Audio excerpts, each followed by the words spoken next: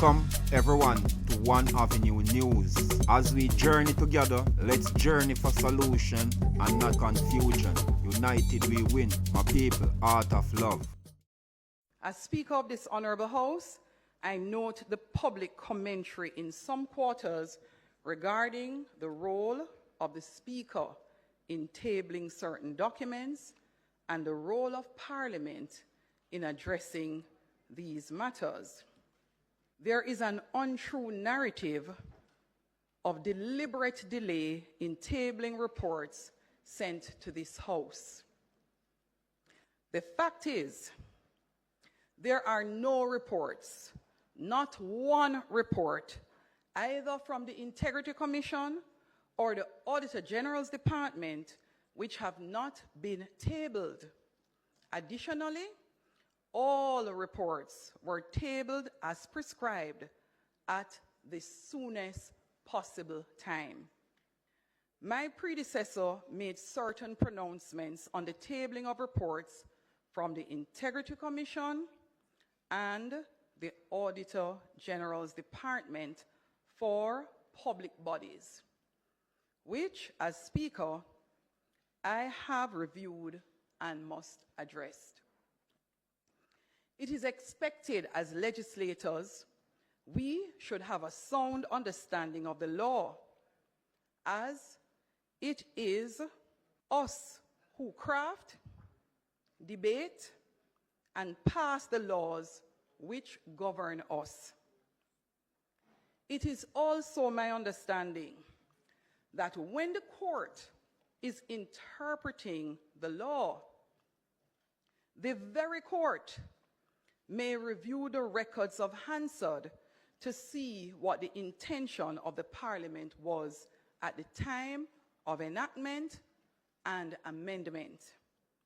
Honourable members, I did a comprehensive review of the correspondence, had extensive discussions with the Clerk of the Houses, consulted with the Chief Parliamentary Counsel and speakers from other Commonwealth jurisdictions. It must be made clear that the advice received is not instruction. It is meant to guide the decisions of the House and meant to inform the actions of the Speaker. Therefore, the opinion or advice doesn't absolve the Speaker or the House from a duty to clearly understand the legislation and the standing orders in a manner that is consistent with its own legislative jurisdiction and wisdom. The opinion of the Parliamentary Legal Counsel, which considered all correspondence between the Parliament and the Attorney General and the Auditor General, is available for your perusal. Members, based on some utterances, there seems to be a clear misunderstanding of the legislation in respect of the distinction between ministries, departments, and agencies versus public bodies.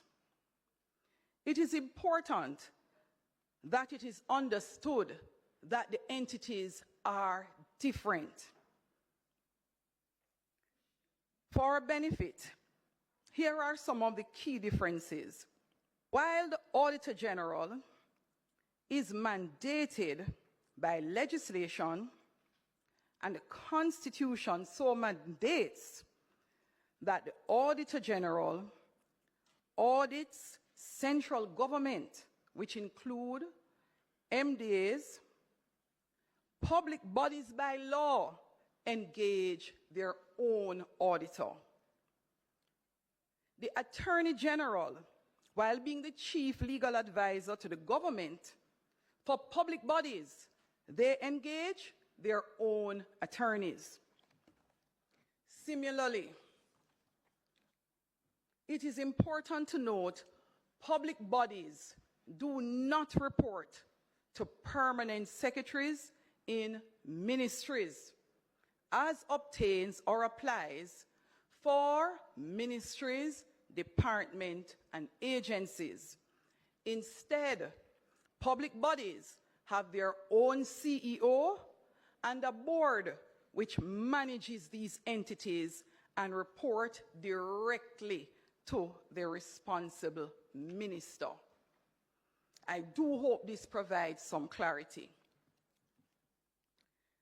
The ruling is as follows. Reports from the Integrity Commission.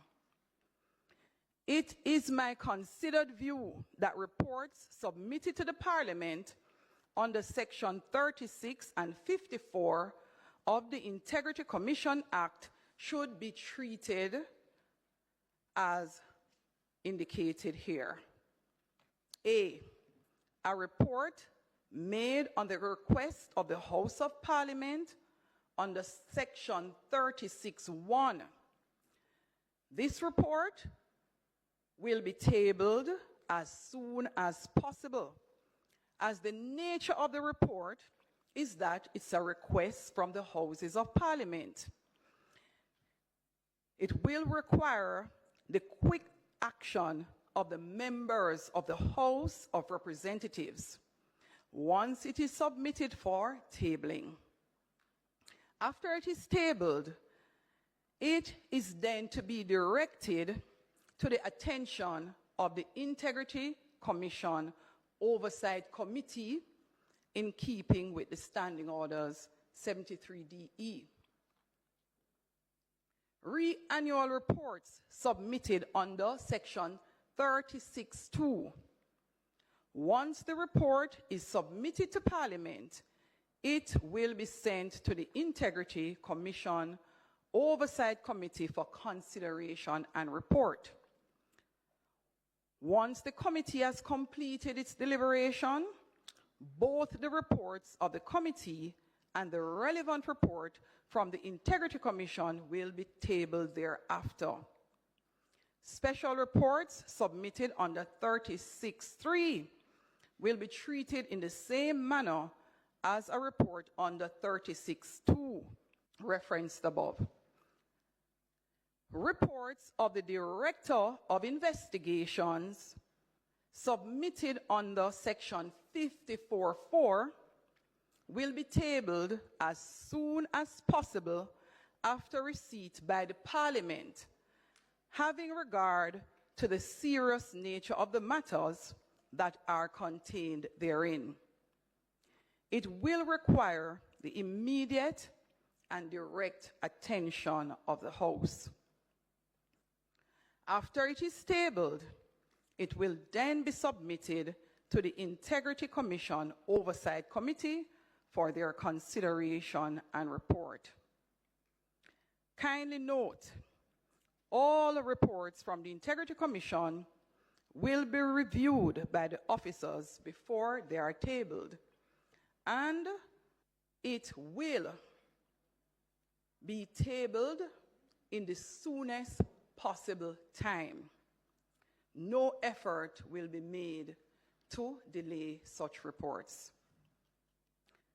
The ruling reports from the Auditor General Department on Public Bodies.